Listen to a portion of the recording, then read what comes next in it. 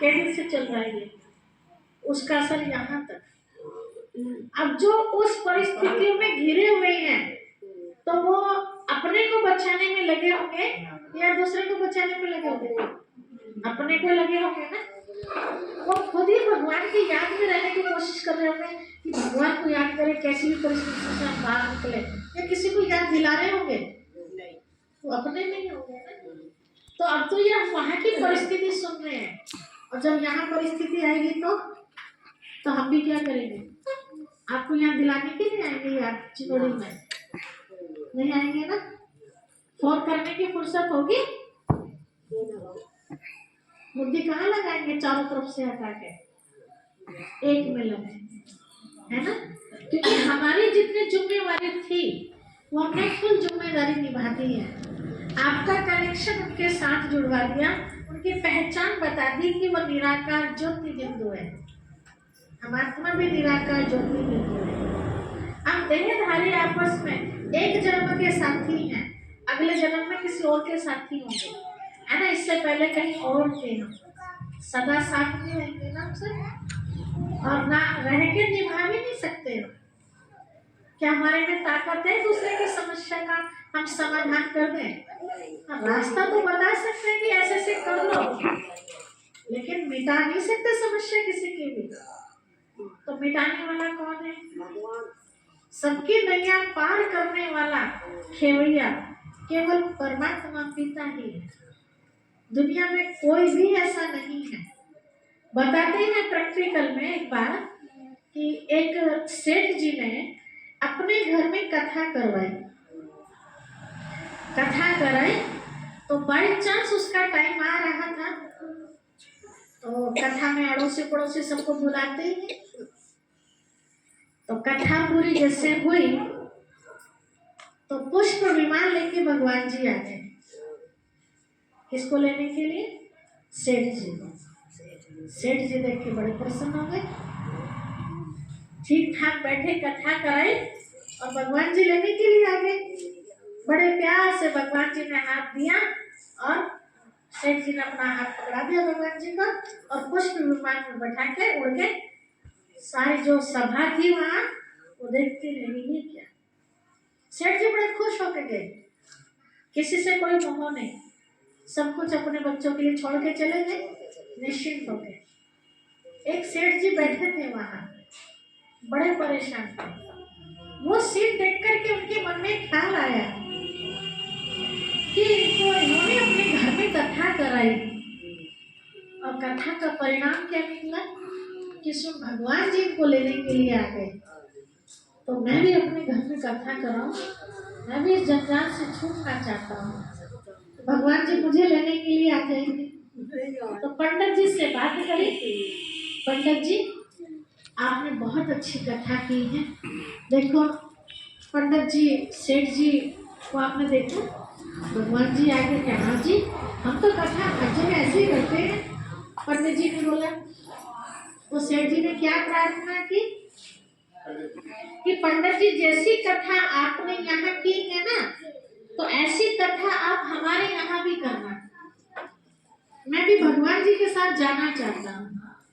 पंडित जी बड़े खुश हो गए। चलो एक निमंत्रण हो रहा है, क्योंकि कथा से क्या होता है पंडित जी का फायदे हो गए ना।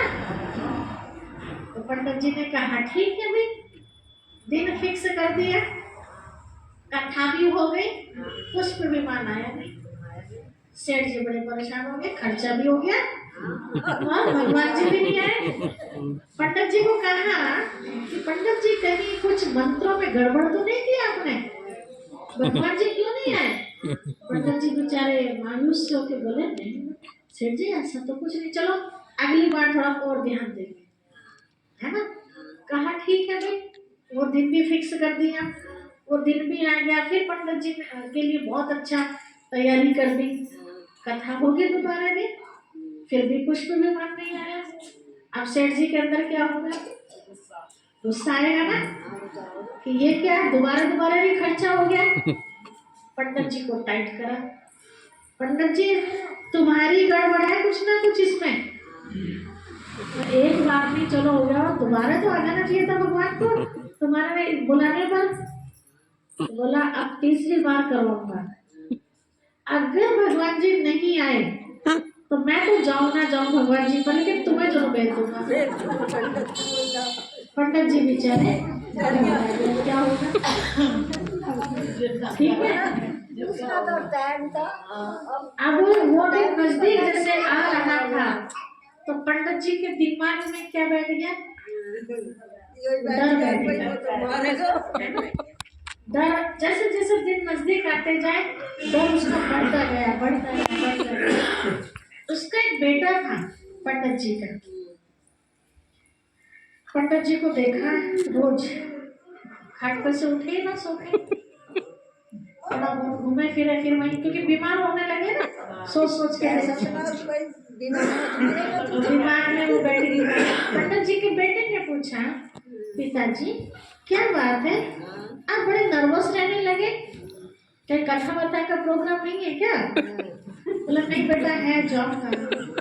अब सच्चाई तो बताएंगे कि बात क्या है। तो कहा अच्छा तो लेकिन आप ऐसे हो क्या रहे, पेट में दर्द है, सिर में दर्द है, कहाँ दर्द है मतलब डॉक्टर? नहीं बेटा कहीं दर्द नहीं है, मैं ठीक हूँ। फिर अगले दिन और ज्यादा हालत खराब होती गए। अब वो बेटे को बात जो है ना वो बर्दाश्त नहीं। बेटे ने जिद करके पूछा है पिताजी बात तो कुछ है जो आप बता नहीं रहे, अपने मन की बात निकालो बाहर, आखिर बात क्या है? जिद की बेटे ने तो पंडित जी को बात बतानी पड़ी। बेटा ऐसे ऐसे कहानी थी। तो बोला अच्छा अब इसका जवाब आपके पास नहीं है? बोला बेटा मेरे पास जवाब इस बात का नहीं है, उसके लिए कुछ भी बीमार क्यों आया और इनके लिए क्यों नहीं आया। बेटे ने कहा पिताजी चिंता मत करो, इसका जवाब मेरे पास। तो बोला अच्छा अब कहा ऐसा ना हो वो सेठ बड़ा खतरनाक है ना, कभी तेरे भी नंबर ना आ जाए। तो बोला नहीं आप चिंता ना करो तो मेरे साथ चलो आप। बोला अच्छा। लेके आप बेटे के कहने पर पिताजी चले गए। तो अपने पिताजी को भी ले गए और साथ में जो सेठ जी थे, सेठ जी को भी कहा कि आप मेरे साथ चलिए। पूछा कहा आपका जो प्रश्न है ना इसका उत्तर जहाँ मिलेगा वहां चलिए। सेठ जी ने कहा चलो, तो जंगल में ले गए उनको। जंगल में ले जाने के बाद एक पेड़ से तो सेठ जी को बांध दिया और एक पेड़ से अपने पिताजी पंडित जी को बांध दिया। ठीक है, दोनों बंध गए। अब सेठ जी से कहा पंडित जी के बेटे ने कि सेठ जी जरा मेरे पिताजी को खोल दीजिए। तो सेठ जी ने क्या जवाब दिया कि बेटा तुमने, हाँ इधर है इसके ऊपर ट्रे रखी वो हटा लीजिए। तो क्या जवाब दिया बेटा आपने हमें पंडित जी जरा सेठ जी को खोल दीजिए पिताजी। सेठ जी बंधे हुए ने खोल दीजिए। तो पिताजी ने भी क्या जवाब दिया, पिताजी ने भी यही जवाब दिया कि बेटा मैं तो बंधा हूँ। तब उस बच्चे ने कहा कि आप दोनों ही बंधे हुए हैं तो खोलेगा कौन? तो बोला बेटा आप खुले हुए हो, आप हमें खोल सकते हो। ठीक है, तो कहा ठीक इसी प्रकार हम सब संसार में आए हैं, जन्म मरण के चक्र में बंधे हुए हैं सब, कोई भी स्वतंत्र नहीं है ना। फिर कौन किसको खोलेगा? कोई नहीं खोल सकता, सब लिपटे हुए जंजाल में। इस जंजाल से परे कौन है? शिव बाबा, परमात्मा पिता है ना, भोलेनाथ बाबा। इस जन्म मरण के चक्र से परे है तो वही हमें खोल सकते हैं ना। तो इसीलिए हमें किसका हाथ पकड़ लेना चाहिए? किसका हाथ पकड़ लेना चाहिए? शिव बाबा का, जो चक्रों से पार। देवताएं भी चक्रों से पार नहीं है, देवताएं भी जन्म मरण के चक्रों में आते हैं। देखते हैं ना सीरियल में, आप इससे पहले इस रूप में अवतार लिया, उससे पहले उस रूप में अवतार लिया, माता के गर्भ से जन्म लिए ना हर अवतार के रूप में। लेकिन एक निराकार परमात्मा पिता ही ऐसा है जो किसी माता के द्वारा जन्म नहीं लेते, अजन्म है, हम सब इस चक्र से छूटना चाहते हैं। तो शिव बाबा अब आए हैं, हम सबको जन्म मरण के चक्र से तो नहीं छुड़ा सकते, लेकिन दुखों के जंजाल से जरूर छुड़ा सकते हैं। जन्म मरण के चक्र से क्यों नहीं छूट सकते? क्योंकि आत्मा अविनाशी है, आत्मा कभी खत्म नहीं होती। तो आत्मा के अंदर जो पार्ट भरा हुआ है तो वो खत्म कैसे हो सकता है? वो खत्म कैसे हो सकता है? वो भी खत्म नहीं हो सकता। तो संसार में 3 चीजें ऐसी जो कभी खत्म नहीं होती है, परिवर्तन अवश्य होता है। एक तो आत्मा, दूसरा प्रकृति, 5 तत्व जिनको हम कहते हैं, जल, वायु, अग्नि, आकाश और पृथ्वी, और तीसरा इनको रचने वाला परमात्मा पिता। ये कभी खत्म, ये सदा रहने वाले हैं। परमात्मा पिता एक ऐसी पावर है जिसमें परिवर्तन नहीं होता, वो सदा पूज्य है। लेकिन आत्मा के अंदर परिवर्तन होता है। गीता में जो हम शब्द सुनते हैं, आपे ही पूज्य, आपे ही पुजारी, तो ये आत्मा के लिए कहा। आत्मा ही पूज्य बनती अपने कर्मों से और आत्मा ही पुजारी बन जाती है। आत्मा ही सतोगुणी बनती है और आत्मा ही सतोगुणी से धीरे धीरे धीरे तमोगुणी बन जाती है। परमात्मा पिता के लिए कभी हमने ऐसा नहीं सुना होगा। सुना कभी किसी ने? परमात्मा सतोगुणी था अब तमोगुणी बन गया, कह सकते हैं? लेकिन दुनिया को कह सकते हैं। दुनिया पहले सतो प्रधान थी, सतोगुणी थी, जहाँ चारों तरफ सत्य ही सत्य, और आज असत्य का चारों तरफ ढोलक देख रही है। तो इस असत्य दुनिया से सत्य दुनिया में हमें जाना है, तो किसका साथ पकड़ना पड़ेगा? सत्य का साथ पकड़ना पड़ेगा। लेकिन हम पकड़े बैठे किसका? असत्य का। जो असत्य माना जो छूटने वाली चीज है, जो सदा हमारे साथ रहने वाली नहीं है। जैसे माइक है, क्या सदा रहेगा ये? अभी कुछ खराबी हो जाए तो भरोसा है इसका? तो ऐसे किसी भी आत्मा का मैंने साथ पकड़ा हुआ, अभी वो आत्मा का पार्ट पूरा हो जाए, वो चली जाए, तो मैं कुछ कर सकती हूँ? कुछ भी तो नहीं कर सकती। रोना पीटना चाह के कुछ भी नहीं कर सकती मैं, है ना? तो मेरा साथ उनका इतना ही था ना।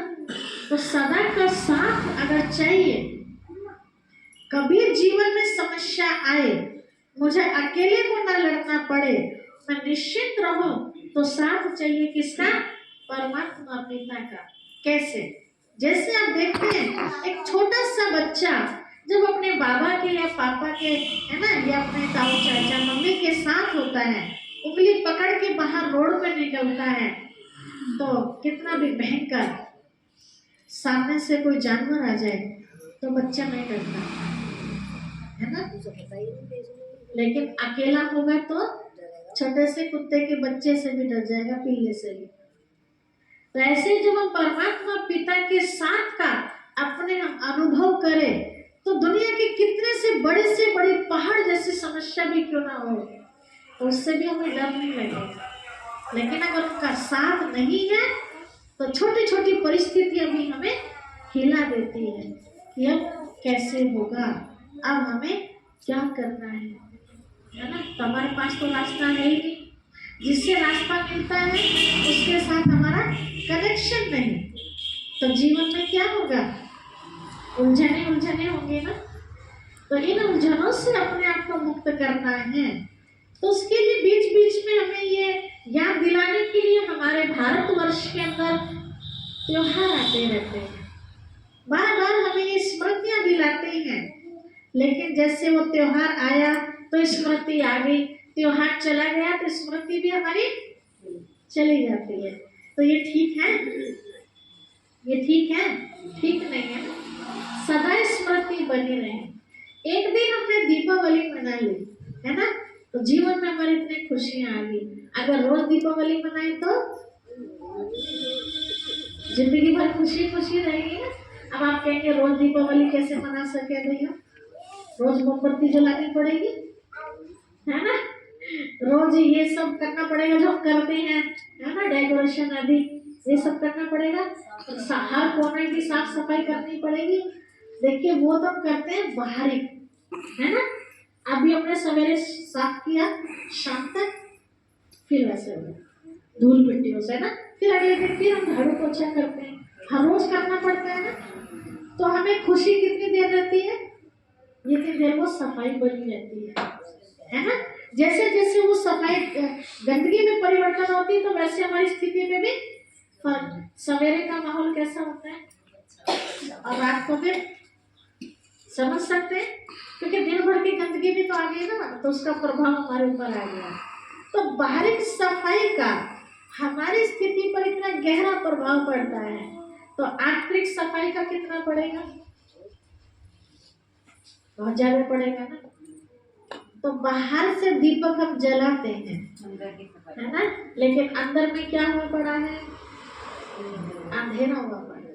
ठीक है, दीपावली हमारे लिए थी या राम जी के लिए थी? अगर इतिहास उठा के हम देखें, दीपावली क्यों मनाई जाती है, क्या बताते हैं, जानते हैं ना सब, क्यों मनाई जाती है दीपावली, बताएंगे? हाँ, श्री राम जी अयोध्या आए थे, उनकी खुशी में, है ना। वो आए थे इसीलिए, हम आए थे इसलिए नहीं, वो आए थे इसलिए, है ना। तो किसकी हुई दीपावली था, राम जी की हुई ना, हमारी थोड़ी हुई।